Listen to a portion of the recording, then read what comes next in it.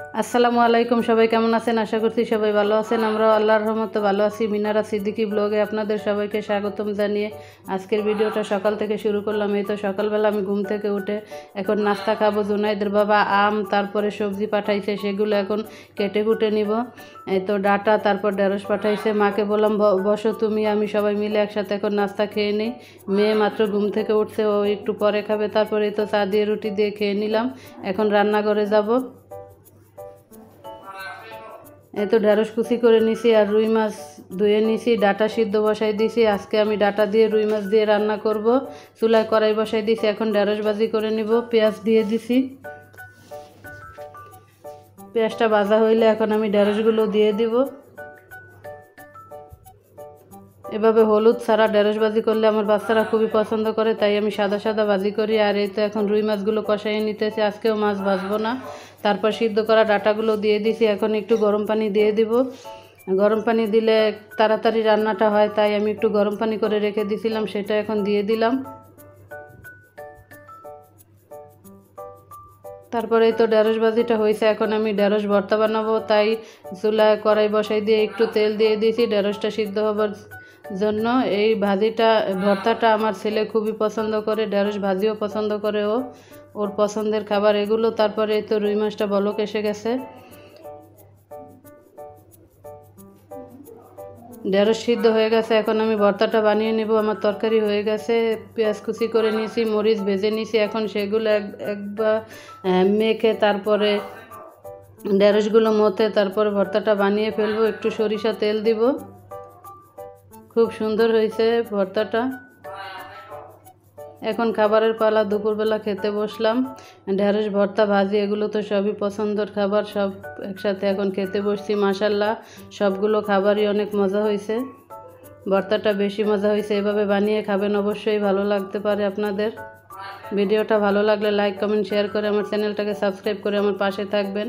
তারপরে এই তো বিকেলবেলা আসমা আসছিল, স্বর্ণা আসমা ওরা আসছিল, আমার কিউট বাচ্চা আসছিল, সবাইকে নিয়ে এখন চা নাস্তা খেয়ে নিতেছি। আলুর চপ বেগুনি দোনাইদের বাবা পাঠাইছে।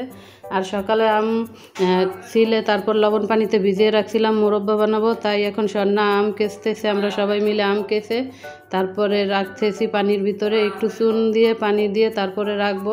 এভাবে রাখলে মুরব্বাটা অনেক ভালো হয়। আর এখন আমি কাঁচা আম দিয়ে রোদে দেই নাই, শুধু কেটে রেখে দিছি, সেটা দিয়ে এখন আমি আচার বানাবো। আর জুনাইদের বাবা বছরের প্রথম পাকা আম পাঠাইছে আমাদের জন্য। আজকে বছরের প্রথম পাকা আম খাইলাম, আলহামদুলিল্লাহ। তারপর আমি এখন আচারটা বানাবো, তাই চুলায় কড়াই বসাই দিছি, সরিষা তেল দিয়ে দিলাম। আমটা তো আর রোদে শুকাই নাই, তাই এখন এখানে সরিষা তেলের ভিতরে শুকনো মরিচ তেজপাতা এগুলো দিয়ে দিছি, সরিষা কাঁচামরিচ এগুলো বেটে রাখছিলাম, সেগুলো এখন তেলের ভিতরে দিয়ে ভালোভাবে কষিয়ে নিব। কষানো হইলে তারপরে আমগুলো দিয়ে দেবো, একটু লবণ দিয়ে দিলাম। এভাবে আচার বানালে খিচুড়ি তারপর ভাতের সাথে খাওয়া যায়, খুবই মজা হয়। সংরক্ষণ করা যায়, 1 বছর পর্যন্ত কিছুই হয় না। আমি প্রতি বছরই বানাই। তারপর একটু হলুদ গুঁড়ো দিয়ে দিলাম কালার আসার জন্য। এখানে আমি গোটা রসুন দিব, রসুন খোসা ছাড়িয়ে রেখে দিছি, সেগুলো এখন দিয়ে দিব। যারা যারা আমাকে সাবস্ক্রাইব করছেন প্লিজ তুলে নেবেন না, আমাকে 24 ঘন্টা সময় দেন। 24 ঘন্টা পর আপনাদের সবাইকে আমি সাপোর্ট করব। 24 ঘন্টা না গেলে, সাপোর্ট করলে ইউটিউব থেকে তুলে নেবে, তাই আমি আপনাদেরকে 24 ঘন্টা পর সাপোর্ট করব, কেউ তুলে নেবেন না প্লিজ। তারপরে এই তো এখন চিনি দিয়ে দিলাম, একটু টক মিষ্টি ঝাল এরকম হবে আচারটা। তারপরে তো আম কেটে নিলাম, এখন সবাই মিলে খাবো। আমার বড় বোন আসছে, কিউট বাচ্চা আবু সাইদ, সবাই একসাথে আছে, সবাই এখন আম খেয়ে নিব। এই তো আমার বোনকে দিয়ে দিলাম, আমরা সবাই খাবো, আমার মেয়েকে সবাইকে একসাথে দিয়ে এখন সবাই একসাথে বসে খেয়ে নিতেছি। আবু সাইদ নিল, আমার কিউট বাচ্চা এখন তুলতে পারে না, সেটা নিয়ে আমরা হাসাহাসি করতেছি। মাশাল্লাহ এখন তুলে ফেললো। এই তো আচারটা চিনি থেকে পানি বের হয়েছে, আম থেকে, এগুলো শুকাইলেই আচারটা বানানো হয়ে যাবে। নর্মাল ফ্রিজে রেখেও খেতে পারেন, আবার বাহিরেও রাখতে পারেন, কারণ এখানে ভিনেগার দেওয়া থাকবে, কোনো সমস্যা হবে না। তারপর রাতের বেলা জাহাঙ্গীর ভাইরা আসছিল, আসলে আমাদের মাল্টিপ্লাগটা একটু নষ্ট হয়ে গেছে, তাই ওনাদেরকে দিয়ে আবার ঠিক করাইতেছি। জাকির ভাই আসছিল, সবাই এখন একসাথে বসে কথা বলতেছে। এ তো দেয়ালে সেট করে দিয়ে যাইতেছে, কারণ এটা বারে নাড়াচাড়া করলে নষ্ট হয়ে যায়। আর এই তো আতশ ভাই আসলো, অনেক দিন পর আতশ ভাইয়ের সাথে দেখা হলো, বড় ভাই আমার এটা।